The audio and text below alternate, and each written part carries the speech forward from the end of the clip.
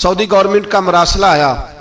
उन्होंने कहा जनाब हमें शिकवा है पाकिस्तानी हाजियों से कि हजने जब जाती हैं तो ये बुरका नहीं पहनती, नकाब नहीं ओढ़ती। ये बाकायदा मरासला उनकी वजारत हज ने पाकिस्तानी, मुझे चूंकि मौका मिलता रहता है हज ट्रेनिंग पर जाने का, तो हमें वो पढ़ाते हैं, कहते हैं जी ये आप देख लें। बड़ी खुल के बात कर रहा हूँ जिम्मेदारी से। ये जनाब पाकिस्तान की जो बीबियां यहाँ हज करने आती हैं वो बाजारों में बगैर नकाब के फिरती हैं, वो खजूरें खरीदने चाहती हैं तो बगैर नकाब के, खुशबू लेने जाती हैं तो बगैर नकाब के, लिहाजा इन्हें पर्दा कराओ। अगर कोई बीबी बगैर पर्दे के आई, चले अय्याम हज में तो एहराम की हालत में तो हम कबूल कर लेंगे, लेकिन अगर इसके अलावा आई तो हो सकता है डिबोर्ट कर दी जाए। बाकायदा मरासला। आम गरीब मुल्क की, पाकिस्तान की, इंडोनेशिया की, सूडान की बीबी बगैर पर्दे के नहीं जा सकती, पर ट्रंप की बीबी बगैर पर्दे के सऊदी अरब जा सकती है। हम तुम चुप कर गए हो ना, वीडियो मेरी पे बनती है, तो नहीं, फिक्र ना करें, मैं सच्ची बात कर रहा हूं, सच्ची बात और खरी कर रहा हूं जिम्मेदारी से। ओ भाई उसकी बीबी पर कोई पाबंदी नहीं, कोई पाबंदी नहीं। वहां तुमने तलवारें पकड़ कर रक्स कर लिया, वहां सब जायज था। अब तुम्हें वो किधर गया मुतव्वा जो भाग के आता है कि गुंबद की तरफ मुंह ना करो? वो किधर गए लोग जो कहते हैं जनाब देखो जी वो मुकद्दस पाक लोग हैं, खबरदार उनकी बात ना करना? दिल खून के आंसू होता है। इतना बड़ा हज का इज्तिमा हुआ है, तुम्हें कोई तौफीक नहीं थी तो वहां कहना था उसको, हज पढ़ाने वाले को, खुतबा देने वाले को कि फलस्तीन के लिए दुआई कर दे। कहना था उसे बर्मा के लिए। भाई मैं जो रोना रो रहा हूं जिम्मेदारी से रो रहा हूं। खुदारा समझो, जब तुम्हारी अपनी बात आती है तो 34 मुल्कों का इत्तेहाद इकट्ठा हो जाता है, और जब उम्मत की बात आए फिर कोई परवाह नहीं।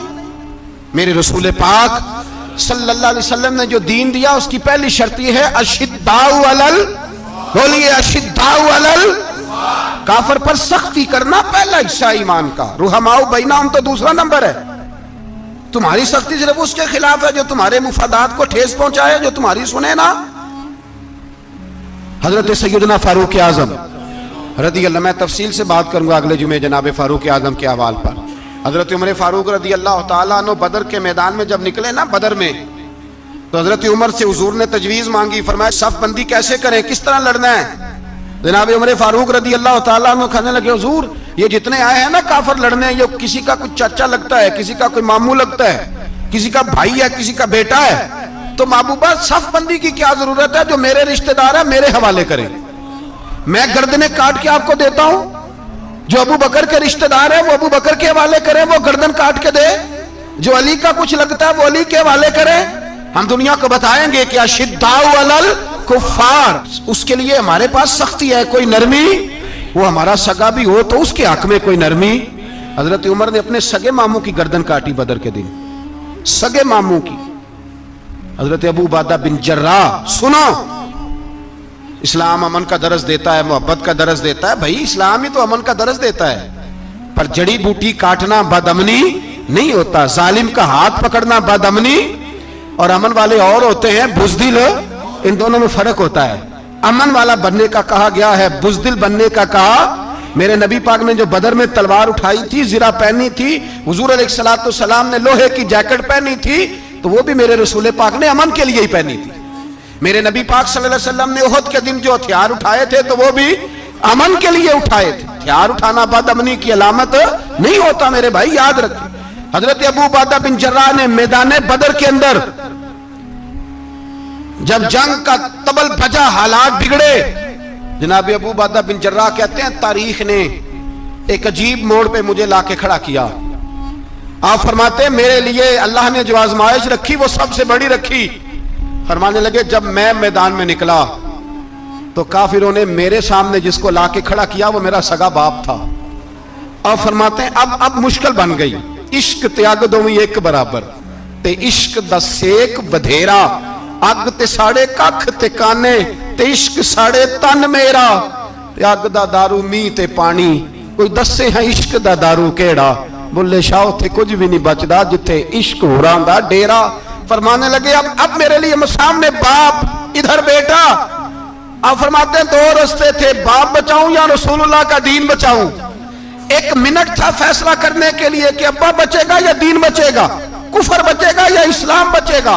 फरमाते हैं मैंने मिनट पूरा नहीं सोचा, मैंने तलवार उठाई, बाप की गर्दन काट के गिराई और रसूलुल्लाह का दीन बचा लिया। बाप की गर्दन कट के गिरी और नबी पाक का दीन बच गया, बचा लिया रसूलुल्लाह का दीन। हजरत उमर ने मामू को मारा। हजरत मुसअब इब्न उमैर कहते हैं तारीख मुझे भी लाके खड़ा करती है, बदर के मैदान में तो कुफर का लिबादा ओढ़ के जब सामने आया तो वो मेरा सगा भाई था। सगा भाई, हजारों कौमें वजूद में आई दहर में खुश्क तर के रिश्ते से, पर हमने बुनियादे दोस्ती रखी याद खैरुल बशर के रिश्ते से। सगा भाई कुफर का नुमाइंदा बन के सामने खड़ा हुआ। मुझे इकट्ठे खेलना भी याद था, मुझे एक बर्तन में रोटी खाना भी याद था, एक मां से लोरियां सुनना भी याद था। फरमाते हैं ये सारा कुछ याद था, पर इस्लाम के हक में दिया हुआ खुतबा जो मोहम्मद अरबी ने दिया था वो भी मुझे याद था। फरमाते हैं मैं सारा कुछ भूल गया, पर मुझे अपने रसूल का पढ़ाया हुआ सबक नहीं भूला, वो मुझे याद रहा। मैंने फिर सगे भाई की गर्दन काटी और मैंने वो गर्दन काट के हुजूर के पास पेश की और मैंने दुनिया को बताया कि हमारे लिए असल वो है जो हमारे रसूल हमें हुक्म इरशाद फरमाते हैं। ये रिश्ते हमारे लिए असल हमारे जी अच्छे तल्लुकात हैं। कौन से अच्छे तल्लुकात, कौन से अच्छे तल्लुकात? मेरा एक दोस्त मुझे कहने लगा अमेरिका तो प्यार ही बड़ा करता है आपसे। मैंने कहा बिल्कुल, कसाई भी बड़ा प्यार करता है बकरे से, बड़ा प्यार होता है। आप जो कुर्बानी के बकरे लाए थे आपको प्यार नहीं था? ज़िबा करने से पहले उसको पानी भी पिलाया, चारा भी खिलाया, गुस्ल भी कराया, पर आखिर में क्या किया? बोले ना जी, ये वाला प्यार करता है अमेरिका आपसे। देता है कभी कभी पैसे, कोई शक नहीं इसमें। वो कहता है वहां जलजला आया तो इतने लाख डॉलर देता हूं, फलां आया, लेकिन वो वाला प्यार जो कसाई बकरे से करता है, कहता है जब मौका आएगा तो मैं छुरी भी फेरूंगा और अपने वक्त पे आके वो, ये मेरी मिसाल याद रख लेना, अमेरिका का पाकिस्तान से और मुसलमान से वो वाला प्यार है जो बकरे का कसाई से और कसाई का बकरे से होता है। वो चारा डालता है, मोटा करके ज़िबा करता है, पतला ज़िबा करने में उसे लज्जत नहीं आती। ओ भाई याद रखो, हजरत अबू बकर सिद्दीक रदी अल्लाह ताला अन्हु, अरब के लोग जब जंग करते थे तो एक हाथ में ढाल पकड़ते थे, एक हाथ में तलवार पकड़ते थे, लोहे की ढाल। जब दुश्मन हमला करता था तो ढाल आगे करते थे। वो कई दफा टकरा के ढाल से तलवार गिर जाती थी। हजरत अबू बकर सिद्दीक मैदान में निकले, बेटा काफिरों की तरफ से लड़ने आया है, सगा बेटा।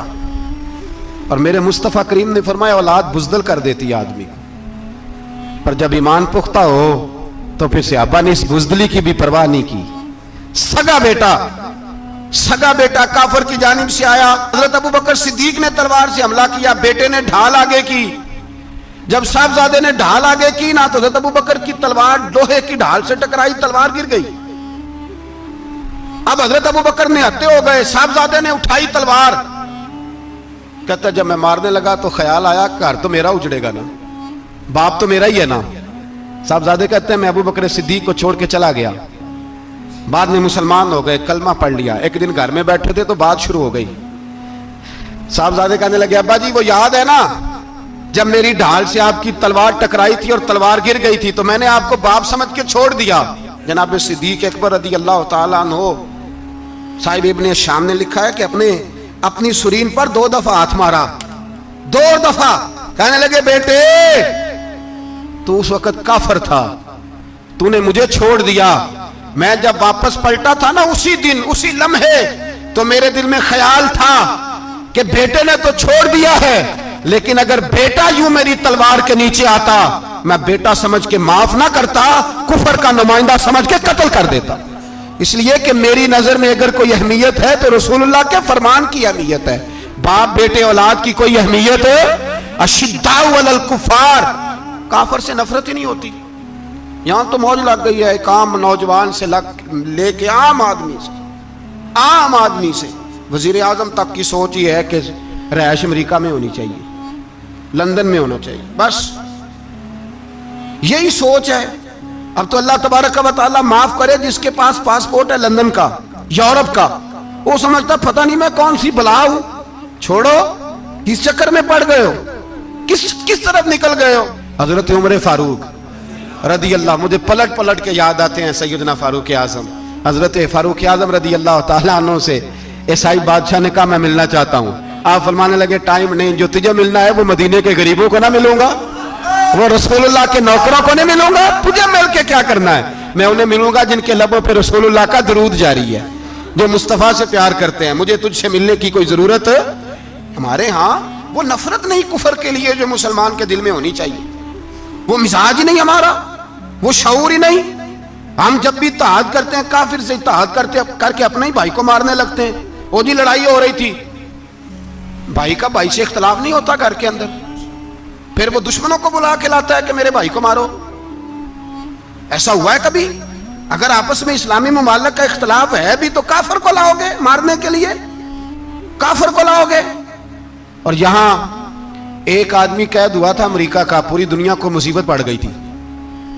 سمجھ آ رہی ہے؟ نام لینے کی ضرورت تو نہیں، بات کی سمجھ آ رہی ہے آپ حضرات؟ ایک آدمی قید ہوا تھا اور انسانی حقوق کی تنظیمیں اور ہمارے اپنے اندر سے بڑے بڑے، میں روشن خیال نہیں، میں روغن خیال کہتا ہوں ان لوگوں کو، بڑے بڑے روغن خیال اٹھ کے کھڑے ہو گئے، جی انسانی حقوق کی بات کرو، جی ایسے ہو گیا، جی ویسے ہو گیا. لے گئے بندہ چھڑا کے. یہاں روز خون کی ندیاں بہتی ہیں. اقوام متحدہ جس سے مسلمان بھیک مانگتے پھرتے ہیں کہ مسلمانوں پہ مظالم بند کراؤ، اقوام متحدہ نے کہہ دیا کہ دنیا کی مظلوم ترین اقلیت کا نام برما کے مسلمان ہے. اقوام متحدہ نے رپورٹ دے دی. پھر مر نہیں گئے سارے اسلامی حکمران؟ شرم اور غیرت کے ساتھ کسی گھڑے میں دفن نہیں ہو گئے؟ تمہیں للکار کے انہوں نے کہا کہ یہ سب سے مظلوم ہے، ان کا کچھ کرو. چند دن پہلے یہاں ننکانہ صاحب بے عیسائیوں نے جلوس نکال کے کہا مسلمانوں شرم کرو، ان کی مدد کرو. پوپ بول پڑا، پوپ عیسائیوں کا کہ مسلمانوں کہاں ہو، کدھر ہو تم، ان کی مدد کرو، نکلو، ظلم ہو رہا ہے. آپ کے ملک میں آ کے امریکہ ڈرون حملے کر جائے تو آپ کی وزارت داخلہ کو بعد میں ہوش آتا ہو، ہمیں تو پتہ نہیں چلا، ہم تو سوئے ہوئے تھے، وہ حملہ کر گیا. اور عالمی قوانین کی مخالفت کر کے برما کی حکومت کہتی ہے کسی صحافی کو بھی ہم اندر نہیں جانے دیں گے، ہمارا ذاتی معاملہ ہے. ایسے بے شرم لوگوں کو اپنا نمائندہ بناتے ہو جنہیں ہوش تک نہیں اس بات کی. ہم نے کلمہ پڑھا ہوا ہے نبی پاک صلی اللہ علیہ وسلم کا. میرے رسول پاک سید عالم نور مجسم صلی اللہ علیہ وسلم نے جو لوگ تیار فرمائے، نیند تو نہیں آ رہی آپ حضرات؟ نبی پاک نے جو لوگ تیار فرمائے، حضرت کعب بن مالک رضی اللہ تعالی، حضور نے فرمایا چلو تبوک پہ میرے ساتھ، سارے چلو، سب تیار ہو گئے.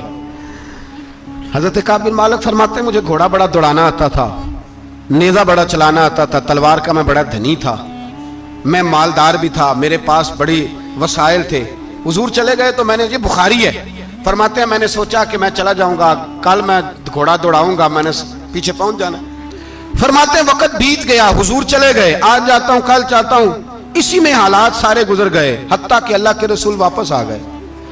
فرماتے ہیں کچھ بوڑھے تھے جو نہ جا سکے اور کچھ منافق تھے جو حضور کے ساتھ جہاد پہ نہ جا سکے. آپ فرماتے ہیں میں جوان بھی تھا، تیر انداز بھی تھا، اور دنیا عرب سارا جانتا تھا کہ مالدار بھی ہے، اللہ تعالیٰ کی دی ہوئی بڑی نعمتیں تھے.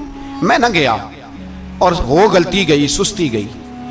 فرماتے ہیں حضور مدینے میں آئے، جب مسجد نبوی میں بیٹھے تو منافق آ کے بہانے کرنے لگے. کوئی کہنے لگا بچی بڑی بیمار تھی، کوئی کہنے لگا حضور کل ہی صحیح ہوا ہوں. فرماتے مجھے بھی پتا تھا اور پتا مصطفیٰ کو بھی تھا جھوٹ بول رہے ہیں، حضور کو پتا تھا، پر وہ بہانے کرتے، حضور قبول کرتے. میں چلو جاؤ. کہا فرماتے ہیں ایک منٹ کے لیے مجھے بھی وسوسہ آیا کہ کوئی بہانہ نہ کر دوں، لیکن پھر میں نے سوچا بہانہ کس کے سامنے کروں جسے اللہ تبارک و تعالیٰ نے نبوت کی آنکھ عطا فرمائی ہوئی ہے، اس محبوب کے سامنے بہانہ. اس خیال آیا مسلمان نیک و بد پہچان جاتے ہیں، محمد آدمی کے دل کی باتیں جان جاتے ہیں، کدھر بہانہ کروں، حضور کو تو سارا پتا ہے. فرماتے میں گیا، حضور نے پوچھا کیوں نہیں آئے، اور پوچھا بھی مسکرا کے، کیوں نہیں آیا، مسکرا کے پوچھا. فرماتے ہیں میں نے سچ سچ بولا، میں نے کہا یا رسول اللہ سستی ہو گئی، حضور غلطی ہو گئی. جو بہانے لگا رہے تھے ان کو آزادی مل گئی، اور مکتب عشق کا دستور نرالا دیکھا، اس کو چھٹی نہ ملی جس نے سبق یاد کیا. فرماتے ہیں ان کو چھٹی مل گئی. میں نے کہا حضور غلطی ہو گئی، تو نبی پاک نے فرمایا اس سے کوئی بندہ کلام نہ کرے، خبردار میرے ساتھ بھی گفتگو نہ کرنا. حضرت کعب بن مالک فرماتے ہیں میرا چچا زاد بھائی، خالہ زاد بھائی سارے رہتے تھے، میں کسی کو سلام لیتا تو کوئی جواب بھی نہیں دیتا تھا. فرماتے ہیں میں مسجد میں نماز پڑھنے آتا، پر صحابہ کرام کو حضور نے منع کر دیا تو مدینے کی گلیاں بھی ناآشنا ہو گئی۔ فرماتے ہیں مجھے یوں لگتا تھا کہ مدینے کے در و دیوار بھی مجھ سے کلام نہیں کرتے، میں وہاں دعا منگیا کرو سنگیو کتے مرشد نہ روس جاؤ گے۔ آپ فرماتے ہیں میں مسجد میں آ کے بیٹھتا تو جب مجھے پتا تھا میں جب آنکھیں ادھر کرتا تو حضور مجھے دیکھتے، اور جب میں نبی پاک کو دیکھتا تو حضور چہرہ پھیر لیتے۔ بول پڑے خواجہ غلام فرید صاحب، کہنے لگے میں ویکھاں تے میرا یار نہ ویکھے، جے میں نام ویکھاں تے ویکھے، ایڈے نصیب کتھوں تتڑی دے او میرے وچ ویکھن دے ویکھے، غلام فریدا او بوے یار دے مریے پامیں ویکھے یا نہ ویکھے۔ آپ فرماتے ہیں میں سید عالم صلی اللہ علیہ وسلم کو دیکھتا تو حضور رخ انور پھیر لیتے۔ حضرت کعب بن مالک رضی اللہ تعالیٰ عنہ فرماتے ہیں کہ حضور کا حکم آیا کہ بیوی کو علیحدہ کر دو۔ بار پہلے کوئی نہیں بات کرتا، اب کہا بیوی کو علیحدہ کر دو، تو میں نے کہا حضور طلاق دے دوں؟ فرمایا نہیں میکے بھیج دو، طلاق نہیں دینی۔ فرماتے ہیں بال بچہ بھی چلا گیا، نہ گھر میں کوئی نہ باہر کوئی، تنے تنہا۔ آپ فرماتے ہیں زمانہ جانتا تھا، عرب کے صوبوں میں بات پھیل گئی کہ کعب بن مالک جیسا سردار، مالدار، گھوڑ سوار، تیر انداز، نیزہ باز، اتنا بڑا سیانہ سنجیدہ آدمی جدا کر دیا نبی پاک نے۔ فرماتے ہیں غسان کے عیسائی بادشاہ نے مجھے خط لکھا۔ حضرت کعب فرماتے ہیں بڑی آزمائش تھی پر یہ مصیبت سب سے بڑی تھی۔ غسان کے عیسائی بادشاہ نے خط لکھا، اس کا آدمی مجھے ڈھونڈتا پھرتا مدینے میں، میں ملا تو خط اس نے مجھے دیا۔ خط میں یہ نہیں لکھا تھا کہ کافر ہو جاؤ معاذ اللہ، یہ نہیں لکھا تھا عیسائی ہو جاؤ۔ اس نے خط میں لکھا کہ کعب ہم نے سنا ہے تمہارے نبی نے تمہیں چھوڑ دیا، ناراض ہو گئے، تم تو اس قابل تھے کہ صوبے کے گورنر بنائے جاتے، تم تو بڑے عہدے کے قابل تھے، تمہاری تو شہرت ہے سارے علاقوں میں، تم آ جاؤ ہمارے پاس، ہم تمہیں بہت بڑا عہدہ دے دیں گے۔ حضرت کعب بن مالک فرماتے ہیں اب میری چیخیں نکلی، اب میں تڑپ کے رویا۔ میں نے وہ اس کا خط پکڑا اور جلتے ہوئے تنور میں ڈالا اور مسجد نبی میں سر سجدے میں رکھ کے میں نے کہا اے اللہ میرا ایمان اتنا ہی مشکوک ہو گیا ہے کہ کافر کہتے ہیں میں ان کے ساتھ مل جاؤں گا۔ اے اللہ میرا ایمان اتنا مشکوک، کافر سمجھنے لگے ہیں کہ میں مسلمانوں کو چھوڑ کے ان سے اتحاد کروں گا۔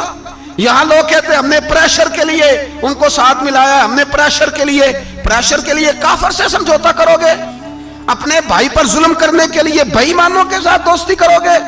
حضرت کعب بن مالک فرماتے ہیں میں نے تندور میں ڈالا، میں تڑپ کے رویا، میں نے کہا اے اللہ میرا اتنا امتحان نہ لے کہ کافر سوچنے لگے کہ میں اس سے سمجھوتا کروں گا۔ روتے روتے گھر گیا، سحری تک روتا رہا۔ ایک آدمی دوڑا آیا، کہنے لگا کعب جلدی چل، حضرت جبریل آ گئے ہیں، اللہ نے تیری توبہ قبول فرما لی ہے، رسول پاک نے تجھے یاد فرمایا ہے، چل آ جا۔ حضرت کعب بن مالک فرماتے ہیں میں قدموں میں گرا اور میں نے کہا محبوبہ میرا سارا ہی مال لے لے، حضور میری ساری صلاحیتیں لے لیں، رکھ لیں سارا کچھ، مجھے وہ مال نہیں چاہیے جو آپ کے دروازے سے دور کر دے، حضور وہ دولتیں میرے کس کام کی جو آپ کے دروازے سے دور کر دے، بے نور بے چراغ جو محفل ہو پھونک دو، اعظم بلا سے اپنی وہ ہستی ہی کیوں نہ ہو، جو چیز اس کی راہ میں حائل ہو پھونک دو۔ حضرت کعب بن مالک رضی اللہ تعالیٰ عنہ نے ایک منٹ کے لیے بھی کافر سے سمجھوتا کرنا پسند نہ کیا، جبھی تو اللہ نے توبہ حضرت جبریل کے ذریعے نازل فرمائی۔ میرے بھائی یہاں منٹ منٹ پہ سمجھوتا ہے، منٹ منٹ پہ بڑا رولا ڈالتے ہیں ہم، بڑا شور ہے چائنا کی دوستی، چائنا کی دوستی، چائنا جیسے کہے برما کی حکومت ویسے کرتی ہے، اس کا اثر اور رسوخ ہے ان کا۔ آپ نے کیوں نہیں ان سے کہا کہ ان کو منع کریں؟ میں چائنا کی بات نہیں چھیڑنا چاہتا، ورنہ میں اس پر بھی کچھ باتیں عرض کروں کہ وہ جو آپ کے ساتھ ان کی دوستی ہے اس کا پس منظر کیا ہے۔ یہ تو چائنا میں بسنے والوں سے پوچھو نا، جہاں مسجد بنانا بڑا مشکل ہے، جہاں نماز پڑھنا روزہ رکھنا بڑا مشکل ہے، کس طرح کی دوستی؟ قرآن مجید نے بیان کر دیا کافر تم سے راضی نہیں ہو سکتا حتی تتبع ملتہم، جب تک تم ان کے دین کی پیروی نہ کرو، اتنی دیر کافر راضی ہو سکتا تو مسلمان کیسے راضی ہو جاتا ہے؟ بھائی میرے مصطفیٰ کریم سید عالم صلی اللہ علیہ وسلم کی امت کے جو اجزاء ترکیبی جو بنائے امت قرآن نے بیان فرمائے، ان میں پہلا یہ ہے کہ اشداء علی الکفار، مسلمان کافر پر سخت ہوتا ہے، اور دوسرے نمبر پہ فرمایا رحماء بینہم، آپس میں رحم دل، آپس میں۔ اقبال نے اس آیت کی تفسیر کی تو دو مصروں کے اندر شعر میں मजमून ही परो के रख दिया। कहने लगे हो हल्का यारा तो बरेशम की तरह नरम। किस तरह? रेशम की तरह। हो हल्का यारा तो बरेशम की तरह नरम। रिज में हक को बातिल हो तो फौलाद है मोमिन। रिज में हक को बातिल हो तो फिर फौलाद बन के निकले। फिर मिन्नत समाजत ना करे अक़वाम मुत्तहिदा आए तो फलां आए तो फलां आए। फौलाद है मोमिन। हजरत उमर ईसाई बादशाह टाइम मांगता तो कहता कोई टाइम नहीं, चल दौड़ जा। मुल्क शाम जाते हैं, जब फतह होते हैं हजरत साद बिन अबी वकास बुलाते हैं, शाम जाते हैं तो हजरत उमर कहते हैं शाम आए हैं यार, सबसे पहला काम ये कर बिलाल का तो पता कर। यहां सुना है बिलाल हबशी का मकान भी कहीं नेड़े नेड़े है, पता तो कर। हजरत बिलाल हबशी हजरत सैयदना साद कहने लगे हुजूर बुला ना ले। फरमाया नहीं, वो मुस्तफा का गुलाम है तो मेरा तो इमाम है, मैं घर मिलने जाऊंगा। घर रुहमाओ बैना हूं, काले रंग के हबशी गुलाम सैयदना बिलाल हबशी को मिलने घर गए और जनाब उमर जाके बैठक में इंतजार करने लगे, गोया ड्राइंग रूम में बैठे इंतजार होने लगा। जनाब सैयदना बिलाल आए तो हजरत उमर उठ के खड़े हुए। मुल्क शाम के लोगों ने यह मंजर अजीब देखा कि जनाब उमर फारूक एक हबशी के लिए खड़े हुए, और जब खड़े हुए तो हजरत बिलाल कहने लगे उमर बैठ जाओ, ये क्या कर रहे हो? तो हजरत सैयदना उमर रो पड़े, कहने लगे बिलाल तो हबशी पहले था, जब से रसूलुल्लाह का गुलाम बना है सारी उम्मत का इमाम बन गया, सारी उम्मत का तो इमाम बन गया है जब से तो नबी पाक सल्लल्लाहु ताला अलैहि वसल्लम का गुलाम बना। भाई याद रखे, जब अशिद्दाउ अलल कुफार की बात थी तो अपने सगे कत्ल हो गए, और जब रुहमाओ बैनहुम की बात थी तो फिर ये नहीं देखा ये हबशी है। तवज्जो है मेरी बात पर? फिर ये नहीं देखा कि ये हबशी है, ये रूमी है, ये कौन है, फिर ये देखा कि ये रसूलुल्लाह का गुलाम है सल्लल्लाहु। हमारे यहाँ तो नफरतें फैल गई हैं। ओ बस करो जी बंगालियों से जान छुड़ाओ, ओ बस करो जी फलाने से, ओ बस कर यार, रहन सहन अपना अपना होता है, लेकिन मुसलमान जिस तरह का भी हो उसके साथ नफरत करने की इजाजत नहीं है। पहली बात अशिद्दाउ अलल कुफार, दूसरी बात रुहमाउ बैन। अब तीसरी बात है तराहुम रुक्कान सुज्जदन यब्तगून फदलन मिनल्लाहि व रिदवाना। मैंने जो शुरू में बात की थी ना कि अगर खाना काबा में 40-50 लाख हाजी मिलके दुआ ही मांग लेता, दुआ ही मांग लेता मिलके, तो कमाल हो जाता। हजरत अबू बकर सिद्दीक रदी अल्लाह ताला अन्हु से किसी ने पूछा था बदर में फतह कैसे हुई? अब भी मुसलमान कहते हैं नहीं जी कैसे लड़ेंगे जी, हमें अपना बड़ा मसला है। ये कमजोर लोगों की बात, जो खुदा वाले होते हैं उनकी ये सोच नहीं होती। ये आरज़ुए करम और मैं आपसे करूं, ये भीख उसको जीतिए जिसका खुदा ना हो। ये कमजोर लोग हैं जो कहते हैं नहीं कैसे होगा, किस तरह होगा, जिनको पता हो कि हमारी गैबी ताकत है हमारी। हजरत अबू बकर सिद्दीक रदी अल्लाह ताला पूछा जनाब बदर में कैसे जीत गए? तलवारें ज्यादा थी, नेज़े ज्यादा थे, या आपको जासूसी ज्यादा थी, पता ज्यादा था कि यूं काबू आएंगे काफिर? तो अबू बकर सिद्दीक फरमाने लगे ना नेज़ों से जीते ना तलवारों से जीते, हम जो बदर में जीते हैं तो मुस्तफ़ा की नमाजों से जीते हैं। हमें जो बदर में कामयाबी मिली तो रसूलुल्लाह की दुआओं की बरकत से मिली। फरमाने लगे काफिर सारी रात शराबें पीते रहे, सारी रात वो नाच गाने में मसरूफ रहे, और मैं हुजूर के खेमे में मौजूद था। नबी पाक सारी रात नमाज पढ़ते रहे, सारी रात हुजूर नमाज पढ़ते रहे, सारी रात अल्लाह से दुआ करते रहे। फरमाया सुबह जो कामयाबी मिली तो ये मुस्तफ़ा की नमाजों की बरकत से मिली। भाई दुआएं इल्तजाएं। शहाबुद्दीन गौरी से पूछा जनाब फतह कैसे हुई? कहने लगे ख्वाजा मोइनुद्दीन अजमेरी की दुआओं की बरकत से।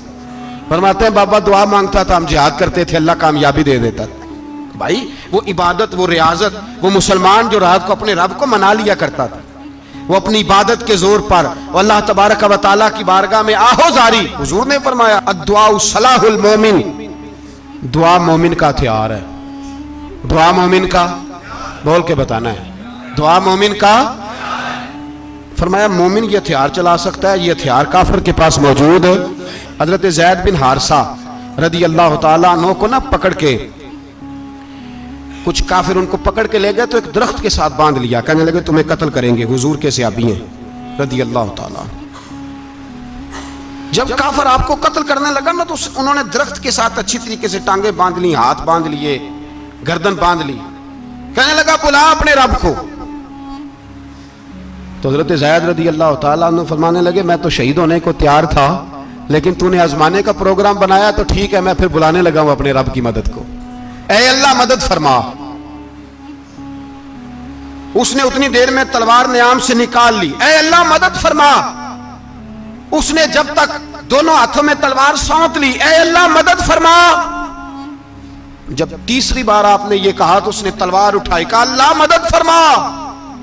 حضرت زید رضی اللہ تعالیٰ عنہ کہتے ہیں جب چوتھی بار میری زبان سے لفظ نکلے، کافر کے ہاتھ میں تلوار تھی پر گردن بھی اس کی کٹ کے نیچے گر گئی، کہ گردن کٹ کے اسی وقت نیچے گری۔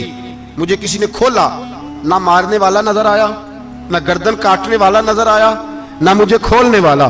تو میں نے کہا آنے والے تو بتا تو سوئی تو کون ہے؟ تو کہنے لگے میں جبریل امین ہوں، میں جبریل امین ہوں، میں جبریل، مجھے دشمنوں نہ چھیڑو، میرا ہے کوئی جہاں میں، مجھے دشمنوں نہ چھیڑو، میرا ہے کوئی جہاں میں ابھی پکار لوں گا، نہیں دور ہے مدینہ۔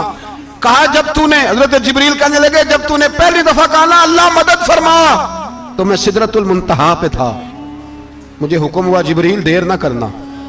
فرماتے ہیں جب دوسری دفعہ تو نے کہا نا اللہ مدد فرما تو میں 7ویں آسمان پہ تھا، اور جب تیسری دفعہ کہا مدد فرما تو میں پہلے آسمان پہ تھا، اور فرمایا جب تو نے کہا چوتھی دفعہ اللہ مدد فرما تو میں تیرے سرانے کھڑا تھا، میں تیرے سرانے۔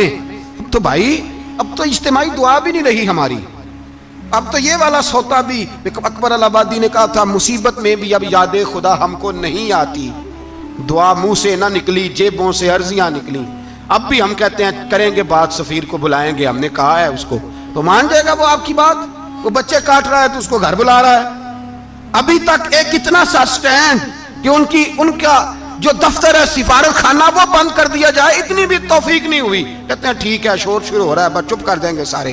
خدا را خواب غفلت سے اٹھو، بیداری حاصل کرو، اور کچھ نہیں ہو سکتا تو کھل کے دعا تو مانگو ان کے لیے دعا تو مانگو۔ اللہ بڑا کریم ہے، وہ جب مدد کرنے پہ آتا ہے تو پھر بڑے بڑے کافروں کے مقابلے میں اپنے بندوں کی مدد فرماتا ہے۔ اور میں یہ پیغام دینا چاہتا ہوں عالم کفر کو بھی، یاد رکھیں رب کریم جب مدد کرنے پہ آئے تو اکیلے حضرت ابراہیم اور ایک طرف پوری ملت ہو تو اللہ اپنے خلیل کو بچا لیا کرتا ہے۔ رب کریم کی رحمت کاملہ جب فیصلہ کر لیتی ہے تو پھر نمرود جیسے سپر پاور طاقت کو رب کریم مچھر سے مروا دیا کرتا ہے، وہ نکل کر خانقاہوں سے ادا کر رسم شبیری۔ یہ تو تب ہوگا جب خانقاہ کے اندر کوئی ذکر فکر عبادت ہو رہی ہو، اور جب وہاں حال ہی کوئی نہیں، وہاں تو رقص و سرور ہے، وہاں تو بات جھوٹی تعریفیں ہیں، ہر آدمی نے ایک بندہ ساتھ رکھا ہوا ہے تعریفیں کرنے کرانے والا، ہاں تو معاملہ ہی اور ہو گیا ہے۔ میرے بھائی عمر فاروق رضی اللہ تعالیٰ عنہ کا مبارک زمانہ ہے، حضرت عمر نے فوج بھیجی ایران کے حکمران کے ساتھ جہاد کرنے۔ ایران کے بادشاہ نے 2 عیسائی جاسوس بھیجے، کہنے لگا ذرا پتہ تو کرو مسلمانوں کا رات کا طریقہ کیا ہے، میں صف بندی کراتا ہوں۔ وہ ساری رات صف بندی کراتا رہا، 2 جاسوس آئے مسلمانوں کی معلومات کرنے، معلومات کر کے جب واپس گئے تو حضرت عمر فاروق رضی اللہ تعالیٰ عنہ کے سپاہیوں کو دیکھا، غور سے پلٹے تو بادشاہ کہنے لگا کیا حال دیکھ کے آئے ہو؟ کہنے لگا سارے مسلح پہ بیٹھے ہوئے ہیں، جتنے گھنٹے ہم وہاں رہے ہیں مجاہدین مسلح پہ رہے ہیں، یوں لگتا ہے جیسے ان کا دنیا داری سے کوئی تعلق۔ اور کہنے لگے بادشاہ کوئی ایسی طاقت ہے جس کو وہ بلا رہے تھے، کوئی ایسی قوت ہے جس کو وہ پکار رہے تھے، ہمیں بھی وہاں کھڑے ہو کے محسوس ہوتا تھا کہ ہاں کوئی ہے جو آ جائے گا ان کی مدد کے لیے۔ ایران کا بادشاہ کہنے لگا مجھے سمجھ آ گئی ہے، وہ جسم کی طاقت سے نہیں لڑتے، وہ کوئی غیبی طاقت ہے جس سے وہ لڑتے ہیں۔ بھائی وہ غیبی طاقت بھی تو ہمارے پاس ہم نے ناراض کر لیا نا، وہ بھی تو نہیں نا، مسجد کا رخ بھی تو کوئی نہیں۔ اور میں نے پچھلے جمعے بھی کہا تھا پھر کہتا ہوں، وہن ہو گیا امت کو۔ نبی پاک نے فرمایا امت کو وہ کیا ہے، دنیا سے محبت ہو گئی ہے، موت سے کراہت ہو گئی، وہن ہے۔ صحابہ کرام کو موت سے بڑا پیار تھا، موت سے بڑی محبت کر، ہماری طرح نہیں وہ کہتے تھے مریں گے تو منو مٹی، تو وہاں ٹھیک ہے عذاب قبر حق ہے، لیکن میں کہا کرتا ہوں سالوں کے بعد جو پردیس سے ماں کے پاس آئے، ماں اسے عذاب نہیں دیتی، اس کا ماتھا چوما کرتی ہے۔ اور بھائی جو رب کریم کی بارگاہ میں جائے گا تیرا کیا خیال ہے، گل سڑ جائے گا؟ مدینے والے حبیب نے فرمایا قبر المومن روضۃ من ریاض الجنہ، فرمایا میرا مومن جب قبر میں جاتا ہے تو اللہ جنت کے سارے دروازے کھول دیتا ہے، وہ تو اللہ کی رحمت میں پہنچتا ہے۔ کون کہتا ہے مومن مر گئے، وہ تو قید سے چھوٹے اپنے گھر گئے۔ کون کہتا ہے قبر میں عذاب ہے تو صرف عذاب ہی ہے، ہاں مجرم کو سزا ملے گی، لیکن مومن ہمیشہ جہنم میں، وہ بالآخر جنت میں جائے گا، بالآخر جنت میں جائے گا۔ اور کسی درویش نے بات کی، وہ کر کے چلے گئے، بر کمال ہی کر گئے، کہنے لگے دوزخ میں تو کیا میرا سایہ نہ جائے گا، کیونکہ رسول پاک سے دیکھا نہ جائے گا۔ نبی پاک سید عالم علیہ السلام کے غلام تو دیکھو نا، ساری زندگی عمر فاروق بخاری پڑھو تو صحیح، ساری زندگی عمر ہر نماز کے بعد کہتے تھے اللہم ارزقنا شہادت فی سبیلک، اللہ بسترے پہ موت نہ دینا، موت مجھے شہادت کی دینا۔ حضرت سیدنا مولا علی شیر خدا کرم اللہ تعالیٰ وجہ الکریم ساری زندگی کہتے رہے اللہ علی نے میدان میں عمر گزاری ہے، اسے شہادت کی موت عطا فرما۔ وہ بھائی یہ تو شہادتیں مانگنے والے۔ حضرت امام حسین میدان کربلا میں کھڑے تھے، شمر کہنے لگا حسین تیری چاروں جانب موت ہے، تو آپ فرمانے لگے تجھے ابھی ہمارا پتہ ہی نہیں، موت سے تو ہمارا پیار چلتا ہے، اور فرمایا یہ شہادت تو ہمارا پیچھا کرتی ہے، پہنچ جاتی ہے جہاں ہم ہوتے ہیں، موت سے ڈرا رہا ہے۔ مسلمان کا مرنے کو دل نہیں کرتا، ورنہ وہ اتنی بڑی کوٹھی میں کون رہے گا؟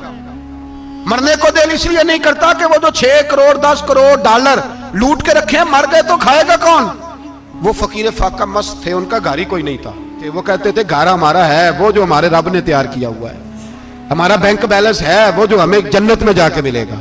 ان کا تو یہ کھاتا ہی کوئی نہیں تھا، اس لیے وہ شہادت کی۔ حضرت عمر بن جموع رضی اللہ تعالیٰ عنہ میدان احد میں 4 بیٹے لے کے آئے۔ کتنے بیٹے؟ بول کے بتائے۔ 4 بیٹے لے کے عمر بن جموع آئے، اور خود ایک ٹانگ سے لنگڑے سے آبی ہیں، ٹانگ چھوٹی ہے، حضور کے سامنے کھڑے ہوئے کہا محبوبہ میرے 4 ہی تھے، میں 4 لے آیا ہوں، قبول کر لیں۔ تو حضور نے فرمایا تو کیوں تلوار اوڑے آیا ہے، یہ تو نے کیوں گلے میں اسلحہ ڈالا ہوا ہے؟ کہا یا رسول اللہ میں نے بھی تو جانا ہے نا۔ تو حضور نے فرمایا 4 بیٹے جو ہیں۔ حضرت عمر بن جموع نے بات کی، صحابہ کہتے ہیں ہم لبوں سے مسکرا رہے تھے، آنکھوں سے رو رہے تھے، کیا عجیب انداز ہے۔ حضور نے فرمایا عمر 4 بیٹے جو آ گئے تو رہنے دے۔ تو حضرت عمر رو پڑے، کہنے لگے محبوبہ کیا لنگڑے جنت میں نہیں جائیں گے؟ کیا حضور میں لنگڑا ہوں تو میرے لیے جنت کوئی نہیں؟ میرے حبیب پاک سید عالم صلی اللہ علیہ وسلم نے فرمایا عمر تو ضرور جنت میں جائے گا۔ کہا محبوبہ پھر بچے بعد میں جائیں گے، میں پہلے میدان میں جاؤں گا۔ ایک بی بی 4 بیٹے لے کے آئی احد میں، کہا محبوبہ کل کمائی تھی میں لے آئی ہوں، میرے پاس کوئی اور شے ہوتی تو میں بچا کے نہ رکھتی، بیٹے دے کے نا حاضری لگوا کے تو واپس دروازے پہ لے گئی۔ تو حضرت سیدنا عبداللہ ابن عمر فرماتے ہیں بی بی بول رہی تھی تو میرا جذبہ جہاد بڑھ رہا تھا، اپنے بیٹوں کو کہنے لگی میں تمہیں حضور کے پاس چھوڑ کے جا رہی ہوں، جب تم میدان میں گرو گے تو میں تمہیں دیکھنے آؤں گی، دیکھنا تمہاری پشت پہ کوئی زخم نظر نہ آئے، جتنے تیر کھانے ہوئے سینے پہ کھانا، جتنے تلواروں کے نیزوں کے زخم برداشت کرنے ہوئے یہاں کھانا، پشت پہ زخم نظر نہ آئے۔ حضرت عبداللہ ابن عمر فرماتے ہو بی بی کی گفتگو میرا جذبہ جہاد بڑھا رہی تھی۔ ایک بی بی 3 سال کا 4 سال کا بیٹا لیے رو رہی ہے، احد کا دن ہے، سہیلیاں پوچھتی ہیں تو کیوں روتی ہے؟ وہ کہتی ہے دیکھو میرا خامد بھی بدر میں شہید ہو گیا، بھائی اور باپ بھی، دل کرتا ہے کوئی جوان بیٹا ہوتا تو آج مصطفیٰ کے ساتھ اسے ہی بھیج دیتی، کوئی جوان میرے پاس ہے ہی 3 سال کا تو کیا کروں، 3-4 سال کا بچہ کیا کرے گا؟ پتہ نہیں کیا دلیل آئی، اچانک اٹھی، بیٹے کو سینے سے لگایا، کپڑا ڈالا، مسجد نبوی پہنچ گئی۔ حضرت بلال کہتے ہیں مجھے ملی، کہنے لگی بلال مجھے پتہ ہے حضور تیاری کرا رہے ہیں جنگ کی، پر 2 منٹ اگر میری ملاقات ہو جائے۔ بلال حبشی کہنے لگے حضور ہم ایک بی بی ضد کر رہی ہے۔ حضور باہر آئے، کہنے لگی حضور میں فلاں کی بیٹی، فلاں کی بہن، فلاں کی بیوہ ہوں، میں نے بدر میں 3 شہید دیے ہیں، اب میرے پاس یہ 3 سال کا لال ہی بچا ہے، بڑا فخر ہے میرا، لوگ مجھے شہید کی بیوہ، شہید کی بیٹی، شہید کی بہن کرتے، دل کرتا ہے شہید کی اماں بھی کہیں جاؤں تو میرا بیٹا لے لیں۔ سیدنا بلال کہتے ہیں حضور مسکرائے، کہنے لگے یہ 3 سال کا نونہال کیا کرے گا؟ کہتے ہیں اماں کا عجیب جذبہ ہے۔ کہنے لگی محبوبہ سنا ہے اسلحہ بھی تھوڑا ہی ہے، ڈھالیں زیادہ کوئی نہیں، میرا بیٹا ساتھ رکھ لیں، جب آپ کی طرف کوئی تیر آیا نا تو میرا بیٹا ڈھال کے تو اس کو ڈھال بنا کے آگے کر دینا۔ محبوبہ ڈھال تو بان ہی سکتا ہے نا۔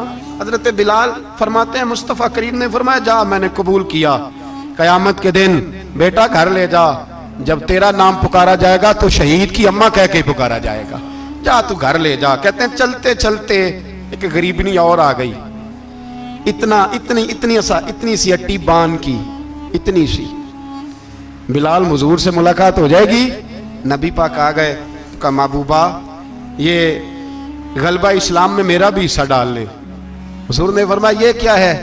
کہنے لگے حضور خامد فوت ہو گیا، اولاد اللہ نے بے نیازی سے دی نہیں، سویرے چرخہ کاٹ کے رزق حلال کھاتی ہوں، میرے پاس نا یہ اتنا سا بان ہے، ایک گھوڑے کی لگام بن جائے گی، محبوبہ حصہ تو ڈال جائے گا نا دین کے لیے، میری قبولیت ہو جائے گی۔ میرے حبیب نے ہاتھ اٹھائے اور دعا مانگی، کہے اللہ جتنا تو میدان کے مجاہدوں کو اجر عطا فرمائے اتنا اس غریبنی کو بھی عطا فرمانا، اتنا اسے بھی دینا۔ بھائی یہ جذبے تھے، یہ رنگ تھا امت مسلمہ کا، اس لیے کافر گھر میں بیٹھ کے کانپا کرتا تھا۔